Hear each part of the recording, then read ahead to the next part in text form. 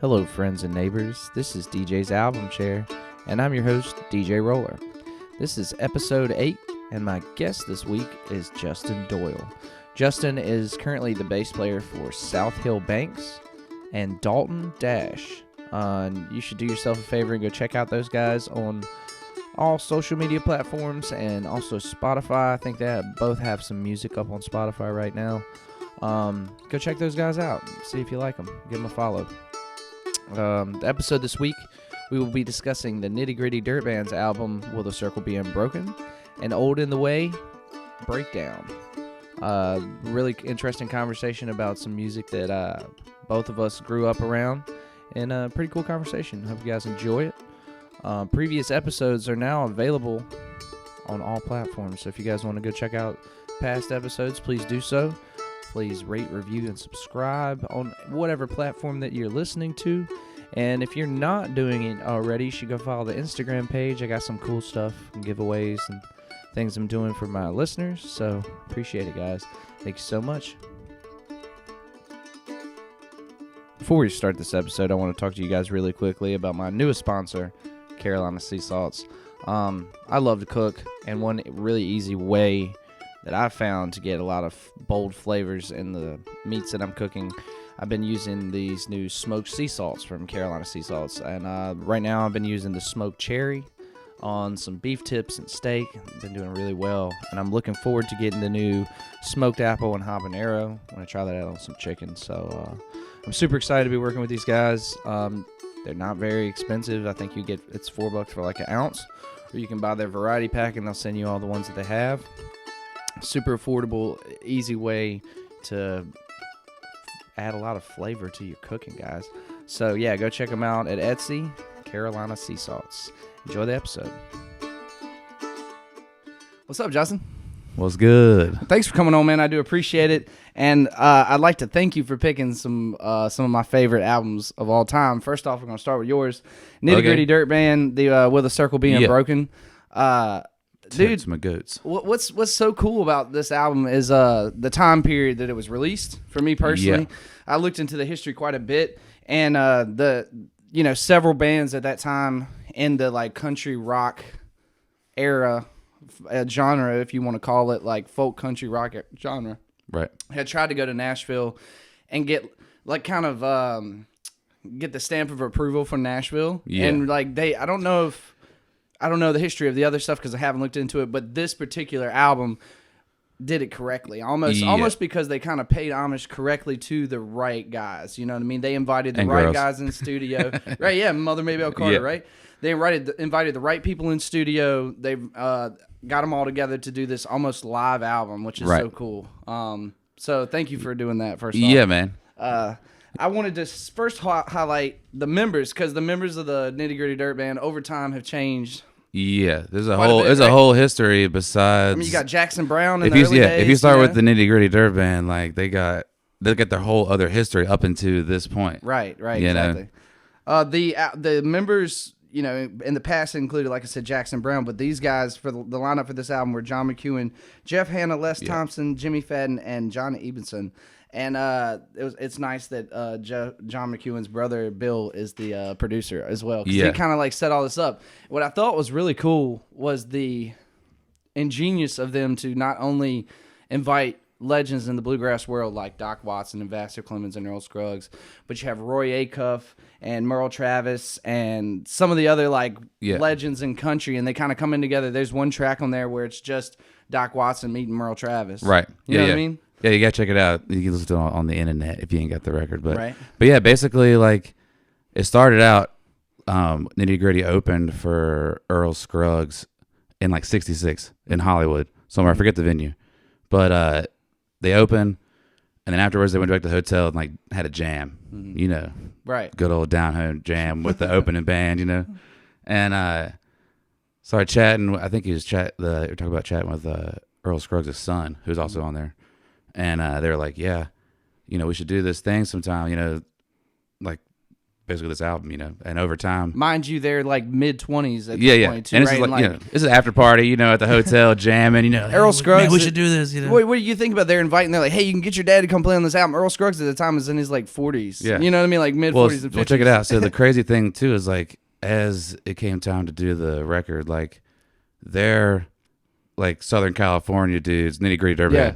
They're like hippies, Totally. and at the time, it wasn't bluegrass; it was like country, Right. And they were like, they weren't really accepted. They weren't in the about country it. world No. because you got like Chet Atkins in Nashville at that time. That's like Mr. Country Guitar, So which I love. But like, yeah, you're talking about the clash of two like different Yeah. genres trying to be one at that moment. Yeah. Yeah, basically. So also on the, I was going to bring this up later, but fuck it, I'll go ahead and bring it up. Is on the insert of the album. It's a 3-album, or 3-record album. Right. Yeah. On one of the 2 inserts, hours. yeah, it's like 37 songs. Yeah. So there's inserts, with the records in them. On one of them, there's a Rolling Stone article printed, and I meant to bring it, and I was going to read some of it, but it's like super long. But there's one spot I'm going to reference it like 1,000 times. That's probably, cool. But there's one spot they talk about, God and country.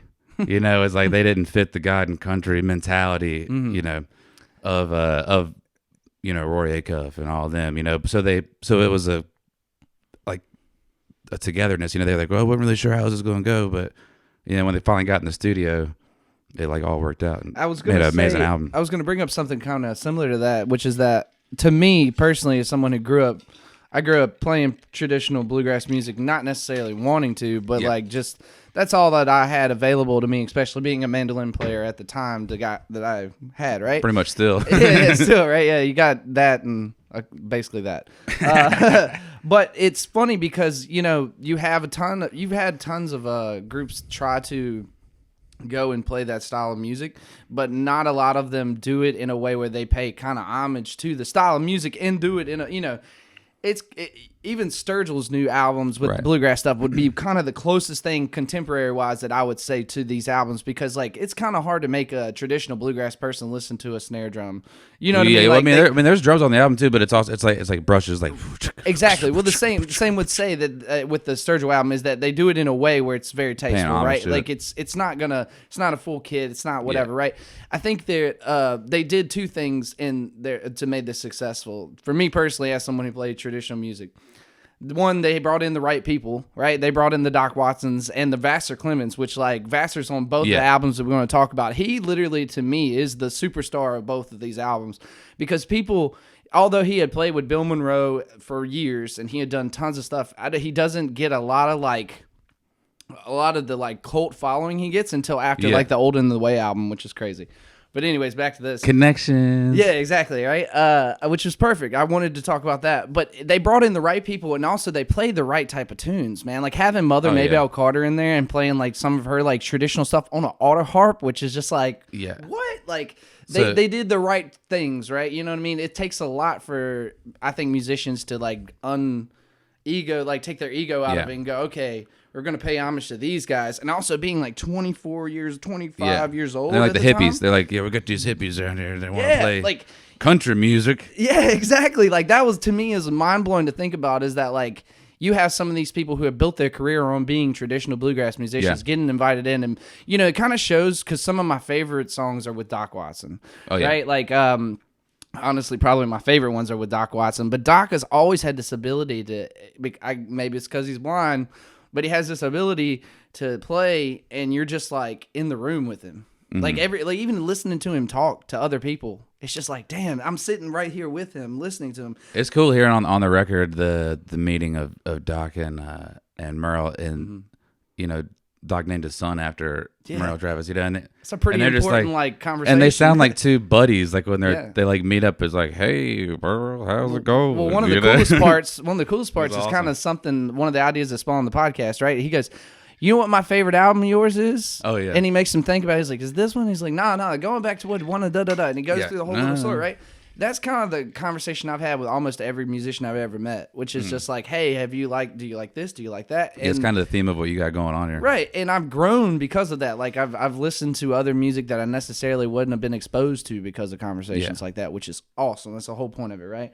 One thing for me, dude, the like you said, they were a bunch of California fucking hippies but the band was formed in like 65, 66. This album was released in 72.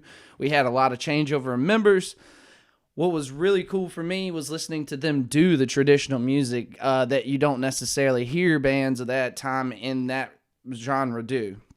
Some of my highlights, and I have a ton of them, but like "You Are My Flower" might have been one of the first songs I ever learned. My flower. Yeah, might have been one of the first songs I ever learned on a mandolin, to play with a group. Right. You know what I mean? Because coming up, I had like festivals that I had to learn at. You know, like I would go to these picking festivals, circles, and there'd be like these old dudes, and they'd want to play "You Are My Flower" and "Long Black Veil" and like all this like stuff that's, you know, relatively slow, but it's good melody wise, you know. So I thought that was really cool. Dark as a Dungeon though, man. For them to do that song. Yeah, right? Like for them to do that song, it's dark as a dungeon. Well, it has the line in it, like a fiend with his dope and a drunkard his wine, a man will have lust for the lure of the mind.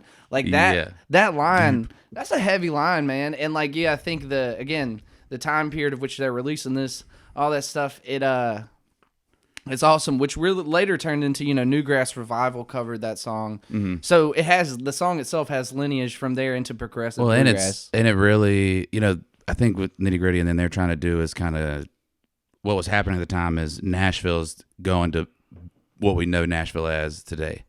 And, right, yeah, one little outlaw country. It's literally like the pivot point, like doing this record, and they basically with Dark as a Dungeon is like kind of writing a audible history book, you know, because, you know, it's talking about also being in the mines, you know, like all these people up in West Virginia and southwestern Virginia just like being in the mines all the time. Like you getting depressed, it's like you're probably going to die in there, right? You know, you work not seeing a way out. You can only go to the store, the county store to get. When you're in a small town like that, it's kind of hard to get out when you get trapped in. It's impossible. It's impossible. But like them having that song on this record, is definitely, I feel like, has brought that song to the forefront too. Like 100%. And the history of like what happened. Yeah, and also too, you know, like this was a live jam. Was what this album basically was. Yeah, and we should talk about that. It's just them sitting down with people, and one of the Jimmy Martin is notoriously known for not being a nice guy to record with, and I love Jimmy Martin. I love Jimmy Martin, but the proof of what I'm saying is literally the first track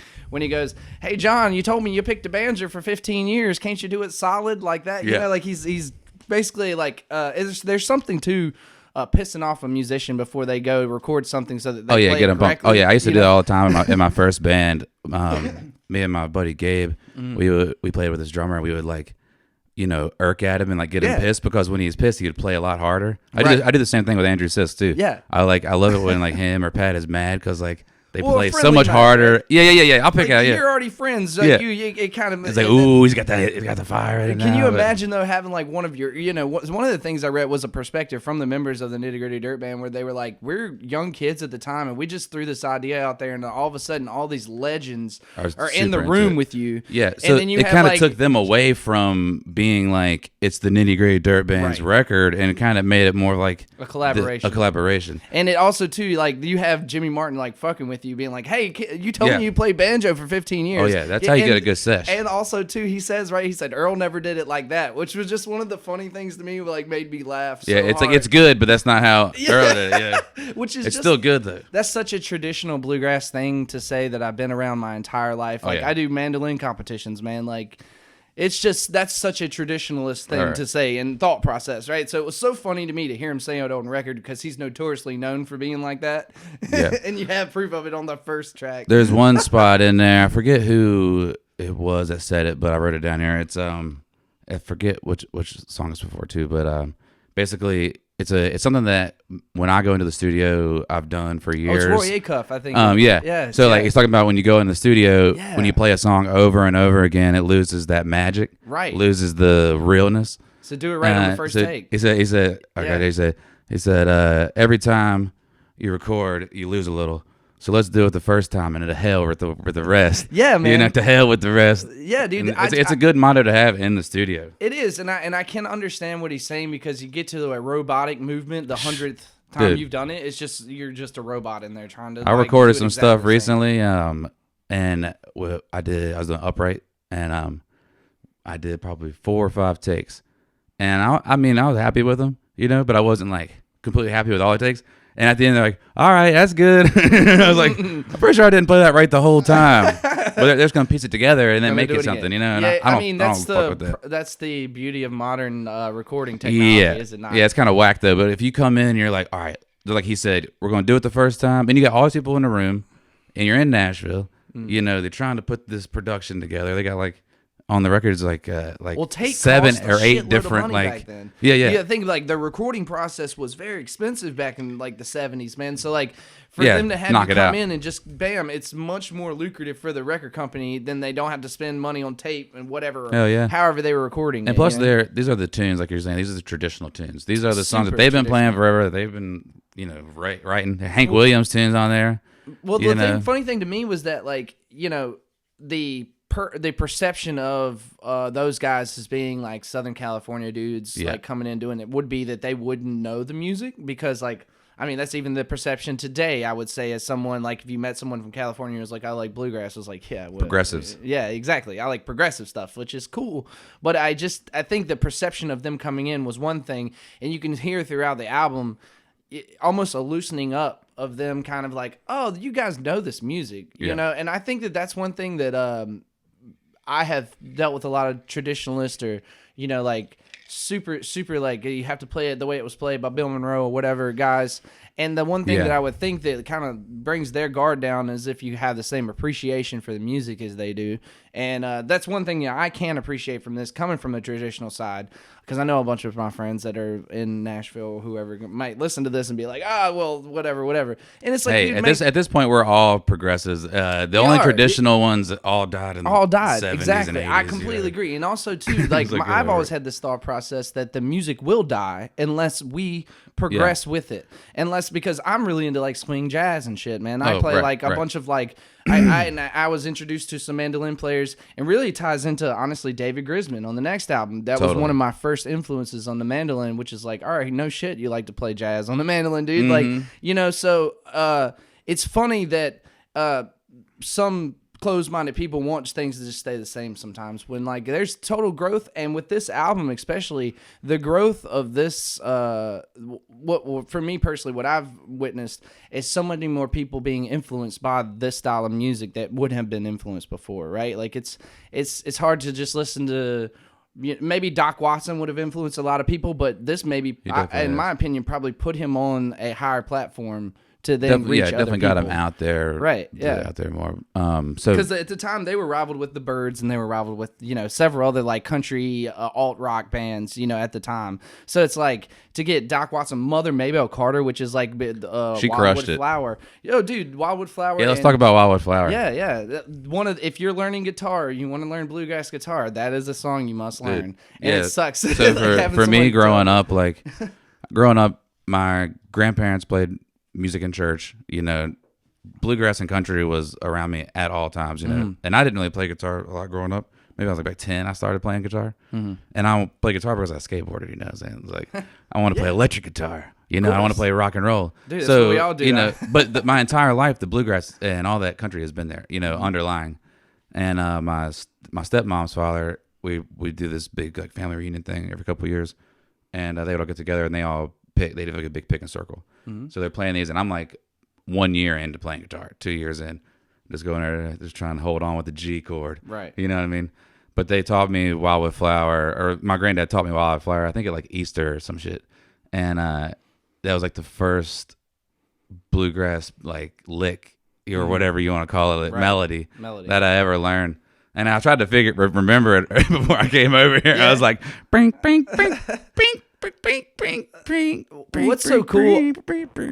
I think what's so cool about bluegrass because it's had my heart since I picked up a mandolin at 12 years old, and what has always given me is structure. So it gives you this allure that anybody can play it because it's a simplistic music, right? It's like, but the more you learn about bluegrass and the structure of it, the harder it gets almost, right? It's almost kind of a paradox in that form where like you can hear. I go to a bluegrass festival that is the longest bluegrass festival in the world, right? It's Galax Fiddlers Convention. It's from Sunday to Sunday, man. And like everyone there's a competitor, which is the cool part, because like I've had friends go with me who are also musicians who are like, dude, this is like a musician summer camp. Like you come here once a year. Competitions. Everybody's camping. Well, also, you know, a lot of other people like myself, we compete at other times throughout the year, but that's kind of the biggest competition in the year that you go to and you see your friends or whatever. I have had friends that I've had there since I was like 15 years old, and now we're like in our 30s almost. You know what I mean? They have kids now. It's a whole thing.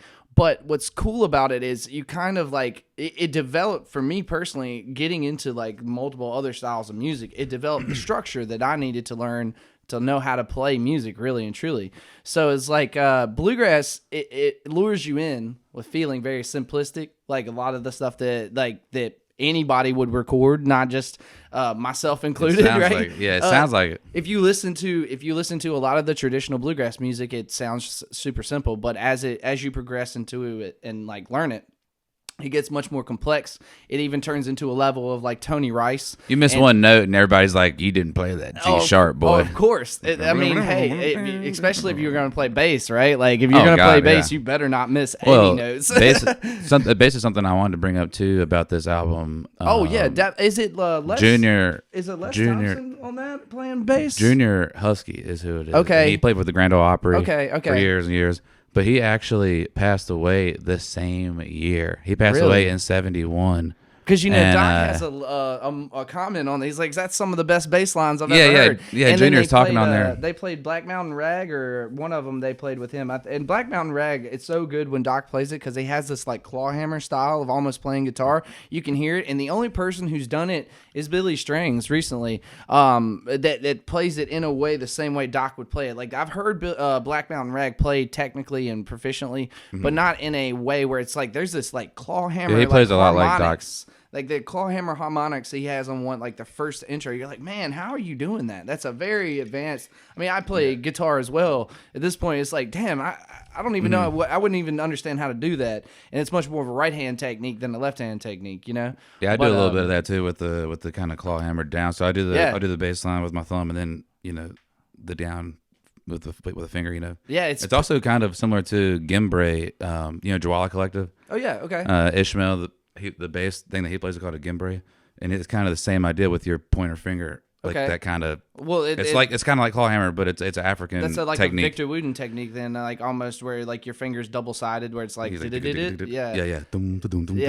That's fucking wild. Well, like to me, the only album, and I'm gonna kind of pivot over now at this point because we're doing pretty good here. The only album that I could think of that I have enough experience to talk about, because this really is the album I have enough experience to talk about, would be The Breakdown by Old and In the Way. And what's so cool, the one on the face value connection is Vassar Clements, right? Vassar plays fiddle on several tracks on the Nitty Gritty Dirt Band. He plays tracks on this. And one cool story that I've heard throughout time, which I really, really wanted to tell on the podcast, was, at the time, this is 1973. This album was recorded at the boarding house in San Francisco, the Old and In the Way Breakdown. They were, the Grateful Dead was touring. The Grateful Dead was playing. Full-fledged. Yeah, and Garcia's like, I'm going to go out and play some bluegrass too, right? Man. Yeah, exactly. Like American Beauty's released in around that time. Like they're killing it, right? And Garcia's like, I'm going to go out and I'm going to play some bluegrass. Because this band only really happened for that 1 year and a half span, I think. Anyways, they get on a bus. They go out to California. Vassar Clements gets off the bus, and he goes supposedly up to a poster, and there's a poster, and he turns around and he goes, hey, Jerry, man, this guy looks just like you. And so Vassar Clements was so disconnected from the music scene, he didn't know what the Grateful Dead was. And there was this iconic poster for the Grateful Dead of Jerry's face, and Jerry's like, yeah, man, that's my other man. Yeah, exactly. Like, which was one of the coolest stories I've ever heard, because like that just goes to show you the disconnection between the two genres at the time, right? Like nowadays, like you might have a rock musician who is connected enough and knows who a bluegrass musician is because of Spotify and the access to internet, all that other stuff, right? Yeah. But, hey Siri, who the hell is Jerry Garcia? Yeah, but think about it. At the time, he just knows this. He's just been asked by David Grisman to come play with this band. He doesn't even know. Okay, dude can play banjo. Fuck it, we'll go play. And then they get to California and he sees poster with that guy's face on it, and it's like, they're so disconnected at the moment that he doesn't realize who the Grateful Dead is, which looking back at it in our perspective is mind-blowing. Like, to me, is literally mind-blowing because I would expect everyone at that time period who was in music to kind of understand at least what the phenomena of the Grateful Dead was. Yeah. You know what I mean? Maybe you didn't like the Grateful Dead or whatever, but they still were doing country songs and bluegrass songs. They were doing Sitting on Top of the World. They were doing a lot of like old bluegrass standards. The disconnect, the disconnect, man. Like I was saying, the God and country thing. Yeah. Like it was supposed to be clean. You know, I mean, obviously everybody's drinking moonshine. They're writing songs about that too. You know, but like, it's just that thing where, you know, they're like, oh, it's just long hair hippies. You know, they're wrong. You know, and I forget. I think it might have been Doc or somebody did some. Was that some like protest rallies or something? And everybody in like the country, like industry was like, oh, what's he doing? Why is he going to these like rallies? He couldn't in DC? see they had long hair. But he was there. You know, they're like representing. You know. Yeah. And he didn't care they had long hair. He just knew they could play. Man, that was the cool thing about it. Because one of the things I wanted to bring up about this not only was the Vassar story, but Vassar Clements, like most people may have checked out of this album because fun fact about this album, it was not released until 1997. And I noticed that when I was looking it up. I was like, hold up. It was released by David Grisman. So David Grisman started Acoustic Disc, which is his album, which he's released all of the Garcia and Grisman albums, where it's just him and I love those. Jerry. Beautiful albums. Some of my, like, if I had a representation of how I'd want to record music, that's how I want to do it, right? And so yeah, that album really didn't hit the scene until the 90s after Garcia passed away. So I think a lot of people checked into that album. It's a funny time for it to come out too. Right, exactly. They checked into that album for Garcia, but Vassar Clements to me shines throughout that whole album. I mean, you have like the Kissin' Me Kid where he does this like jazz breakdown too. And also too, I'm a huge historian behind Grisman, and Grisman had this moment in time around that era where he was understanding who he was, because shortly after the Old and in the Way stuff, he started the quartet where he did a lot of jazz stuff, right? Well, at that time period, you can hear on like On and To the End of the World Goes Around, he's trying to be very Bill Monroe. He's trying to play mandolin very much like Bill Monroe. A little more traditional style. And then you've got a couple of different ones like the Hobo Song, Panama Red, Kissin' Me Kid, where he steps out and he does like this jazz stuff. And it's almost like you can see the evolution of David Grisman on that album. You can also hear like Vassar just going nuts, which was so... You know, I've listened to this album probably thousands of times at this point, and it was so cool to go back and listen to it again. Where I was like, "Oh yeah, this is why I like this shit." You know, I have a different. Yeah, everyone has a different perspective every time you listen to an album. You may have not heard it in 5 years. You go back and listen to it, and you pick up different things. Oh, about that one bar. Yeah, and especially for me because these were some of the albums that made it cool for me to play music, because I didn't necessarily want to play traditional bluegrass. It was just what was available to me at the time in the place that I lived. I feel that. You know what I mean? So like these albums being the, you know, you have the only connection I had at the time in 2008, 9, whatever, to Garcia was the Grateful Dead, and then you have him connected to this album, and all of a sudden I'm being introduced to David Grisman and Vassar Clements. You know, all these other things made it so much cooler to me at the time. And then when I go back and listen to it, it's like, oh yeah, I remember why this album was so fucking cool to me at the time. Jerry and the dog, like every time I go play disc golf, that's what I throw on. You know, just put that on. It's so nice to be out in the woods walking around. He's got some mandolin going. Yeah, dude. It's so good. Well, I also wanted to pick on somebody else on this album, dude. Peter Rowan, man. Oh, dude. yeah. First off, he really does it for me on some of the songs where he is singing, like Going to the Races and Midnight Moonlight. Midnight Moonlight, love that killer, tune. Dude, killer tune. We play that with SHB, and it's tough, dude, to be. It's like a 1-4 kind of situation a lot of the time. It's not an easy song to play. Yeah, it definitely trip you. Like, hold up, okay. It's that's the beauty I think of this style of music. It draws you in. And you're like, I can play that, man. And you get in, you're like midnight. You're like, wait a minute, hold up. One person saying midnight, one person saying moonlight. Yeah. You know, at the same time, you're like at the timing that they're singing it as well, and because it comes in, it's midnight, but it comes in with the moonlight, midnight or something like that, right? Yeah. It switches it around. It does it throughout the verse. It switches it around, which is so cool. You know, and at the time, man, these guys, you know, I don't want to say it was an easy gig, but you got to think about it, man. You're playing with Jerry Garcia in the 70s, right? They could literally, it was kind of the same experiment that the Dead was. You had the freedom to play literally whatever you wanted to play. I think that's what made the Grateful Dead as successful as it did for the musicians who played it, because all of them wanted to come to practice, and all they of wanted them to jam. They wanted to come to the gigs, right? Like, I mean, as a musician, me personally, if you told me like every time I came, like play it different, like play whatever you want to play, like that makes me want to show up. That makes me want to practice. That makes me want to get better, right? So I think it had that same type of mentality, because you got to think about, this is San Francisco in the 70s. The Grateful Dead is what they are, and he's playing a bluegrass show. So those people there, when they listen to Grisman playing mandolin, they may have never ever heard a mandolin player at his caliber at that point. Mm-hmm. When they Especially hear in Southern California, well, San Francisco, California. When they hear Vassar Clements, same thing. Like, they may have never heard of a violin player or a fiddle player, a bluegrass fiddle player at that level. You know what I mean? Like, probably not. So to me, it's like they basically had a free reign to go in there and play whatever they wanted to, which is that's a cool gig to play, man. That's a really cool gig to play, and I'm kind of jealous of that aspect of it.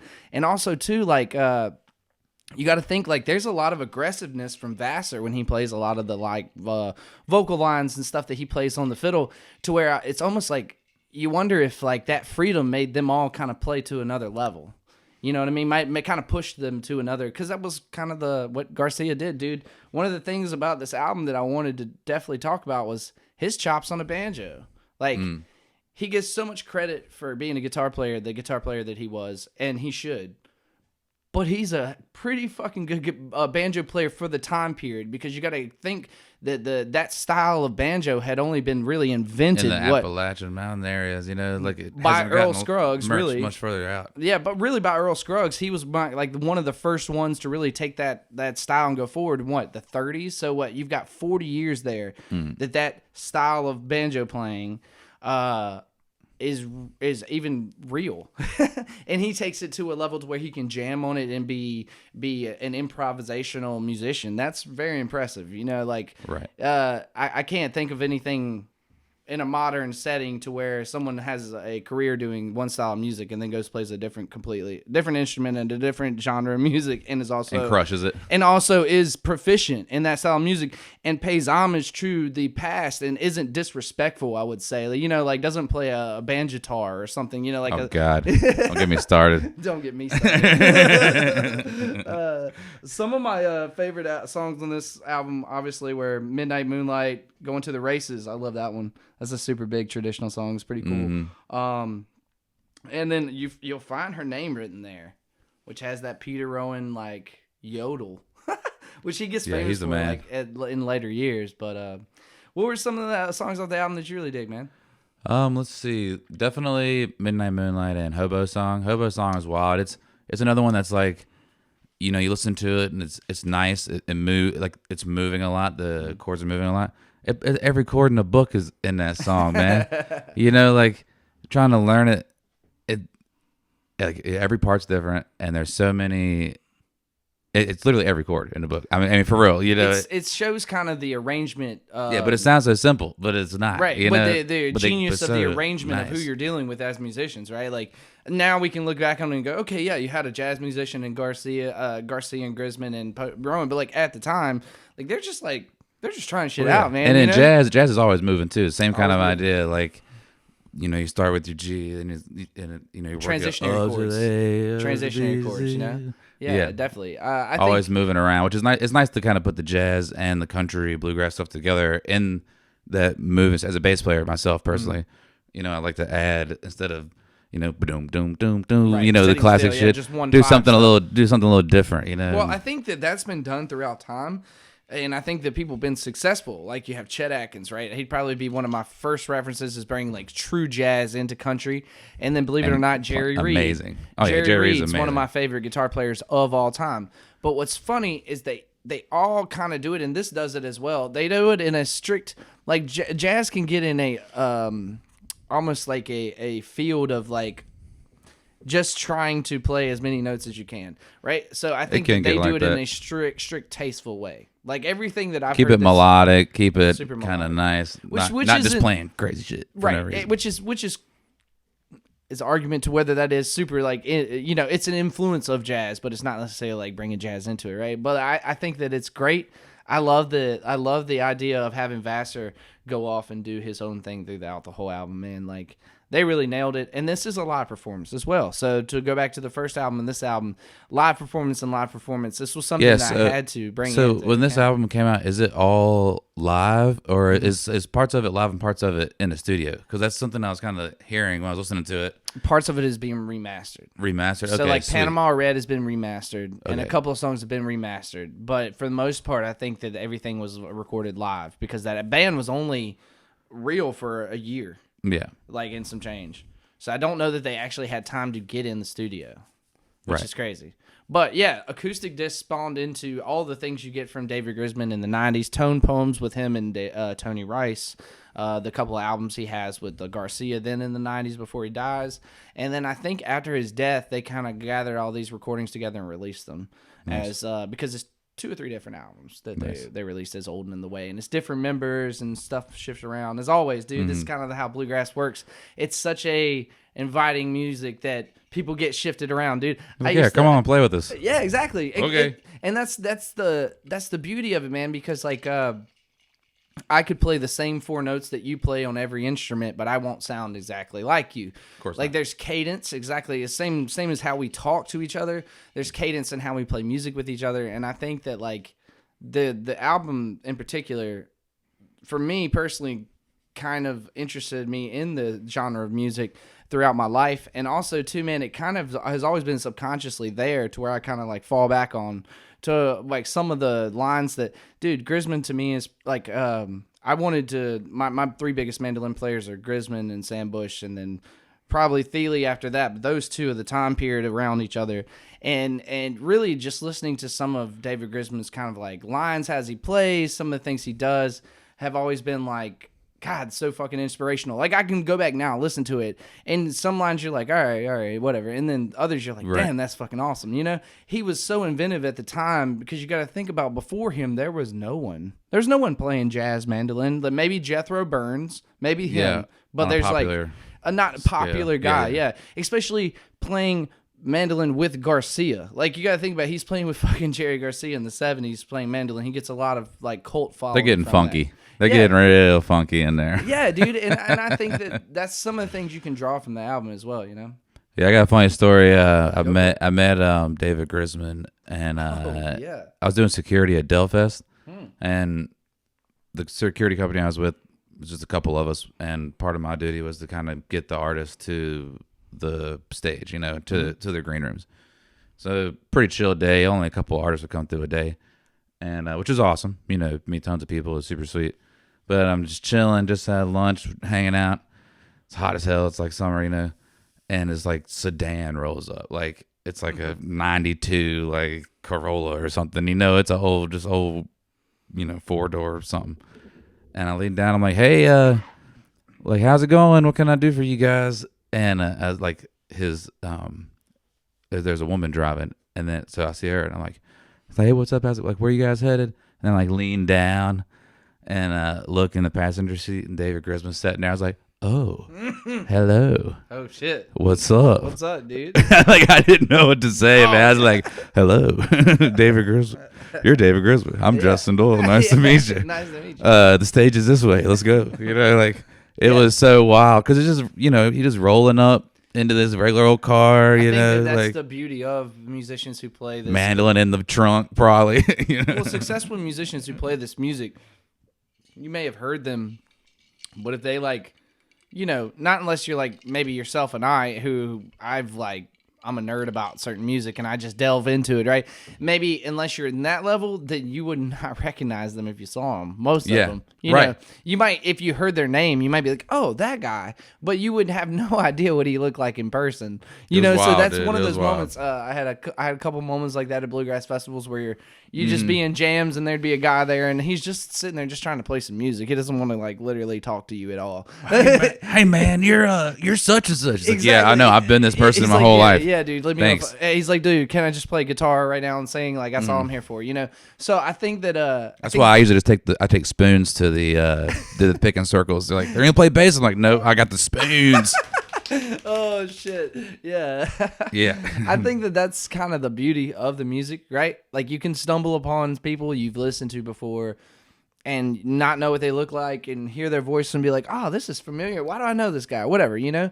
I think in this day and age, much more of us are getting engaged in the social media part of it, where we actually can find our musicians that we like, and we actually are do some informed research. Of it, do some research. I think that's a beauty It's not all word of mouth. Of our generation. Two right? guys sitting around talking about Exactly. it. You got to listen to us. You can Google all this stuff, All y'all. this stuff, You can exactly. turn us off right now and just go to Google and look it all up. Look it all up. And that's the beautiful part. You know, without that, I don't think I'd be exposed to as much music as I've been in my life. Yeah. You know, I'm very MySpace. Very, very as lucky. as a teenager, like I'll go on MySpace, and if you were in the top 8 of my favorite band, then I would listen to your band. Yeah. And then whatever was in the top 8 of their favorite bands, I would listen to their shit. I think that's the beautiful part of our generation. We need to appreciate that a little bit more because, you know, my dad has a saying that, like, we don't know what it's like to save up your money, go to an record store and buy an album, record, and then take it home and it's not worth a fuck. Like, you bought it because the album cover was cool, and then you took it home and then it's like, it's shit. It's like not worth the shit. And I got some of those in my record collection.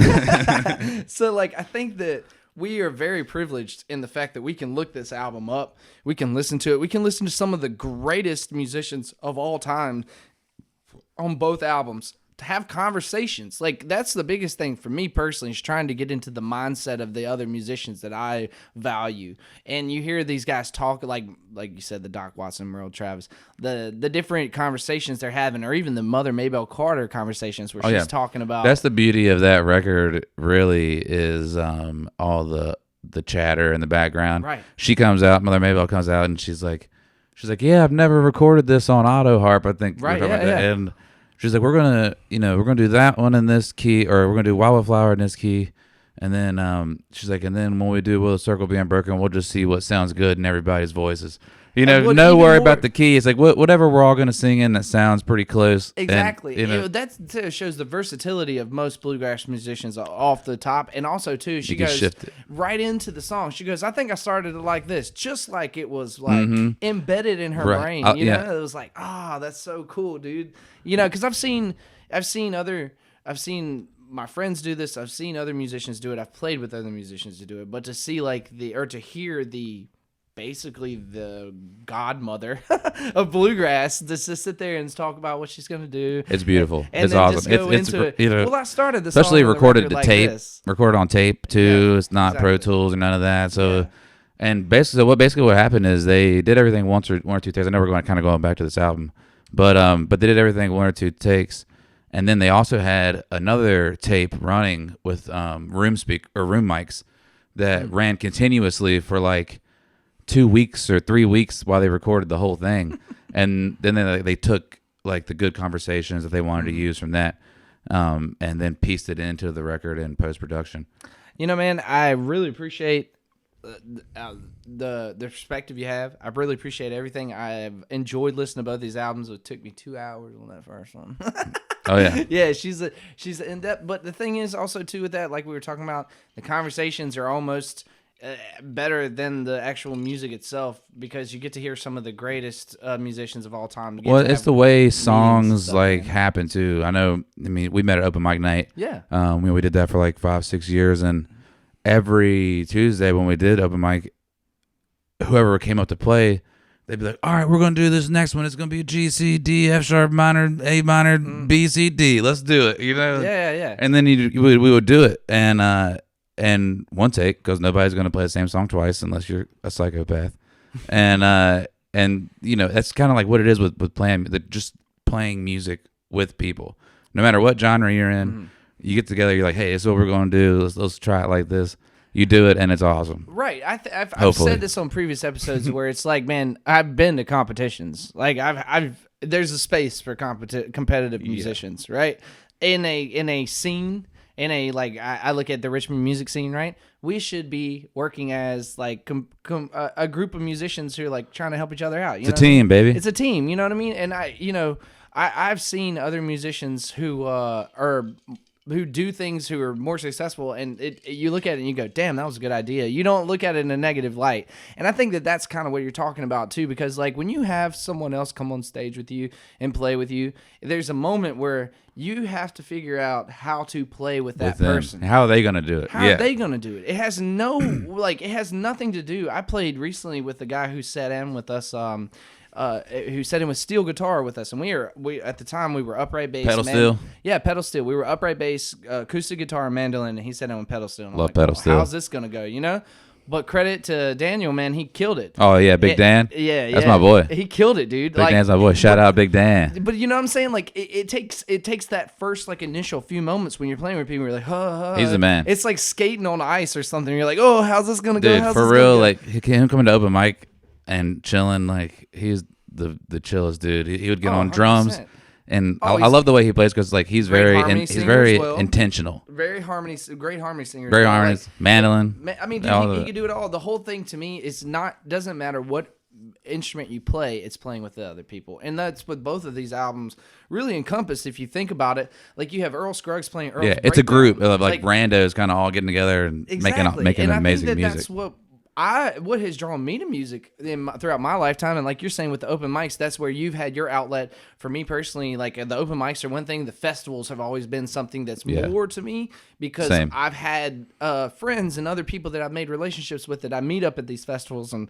hang out with, whatever, jam with, whatever, learn from, really and truly learn from, and that's something that I think that as a I'm 29, so like as the still 20-year-old person, whatever, late as that 20s. person, like it's crazy to me because it's like, dude, we don't value or maybe this last year has made me realize how much I do value getting together with the people that I love getting together with. We usually get together, drink, and play music, but the more valuable thing to me has been how they've pushed me as a musician, and the kind of these albums reminded me of that. It was like, oh shit, yeah, I really do miss going to festivals, man. I really do miss jamming with other musicians. I really do miss just getting together, talking shit, being like, hey man, I've heard of you before. You definitely took it for granted before, because I definitely know there's nights at festivals where, I'd be wore out, whatever you want to call it, but laid up in the tent or on the hammock, and I'm like, here the picking circles, like Watermelon Park